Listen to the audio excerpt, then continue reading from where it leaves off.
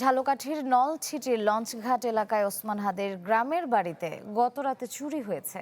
লুট করা হয়েছে নগদ টাকা ও স্বর্ণালংকার। আরও জানাতে সরাসরি যোগ দিচ্ছেন রতন আচার্য, যাচ্ছি তার কাছে। রতন, ওসমান হাদি এমনিতেই মৃত্যুর সাথে পাঞ্জা লড়ছেন, এমন একটি সময় তার গ্রামের বাড়িতেও চুরি হয়েছে।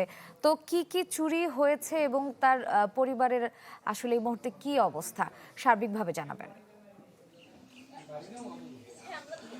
শ্রেয়া, আপনাকে ধন্যবাদ। আপনি জানেন যে ওসমান হাদি ঢাকায় গুলিবিদ্ধ হয়ে হাসপাতালে ভর্তি রয়েছেন এবং মৃত্যুর সাথে পাঞ্জা লড়ছেন। সেই মুহূর্তেই কিন্তু তার যে গ্রামের বাড়ি রয়েছে ঝালকাঠি জেলার নলছিটি উপজেলার যে লঞ্চঘাট এলাকা, সেই লঞ্চঘাট এলাকায় গত রাতে চুরির ঘটনা ঘটেছে।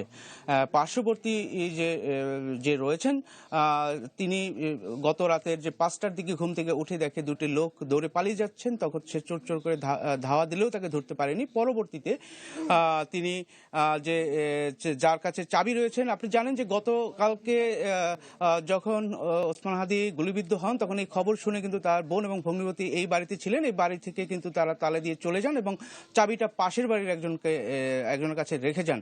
তো যে লোক দেখেছিল সেই লোক পাশের বাসায় যখন চাবি রাখছে সেই বাসায় জানায় এবং জানানোর পরেই কিন্তু সে তার বড় বোনকে ফোন দেয়, যে ওসমানদের বড় বোনকে ফোন দেয়। সে বড় বোন এসে ভিতরে ঢুকে দেখে যে স্টিল আলমারি ভাঙা এবং তার টাকা এবং কিছু গহনা খোয়া গেছে বলে সেরকম দাবি করেছেন।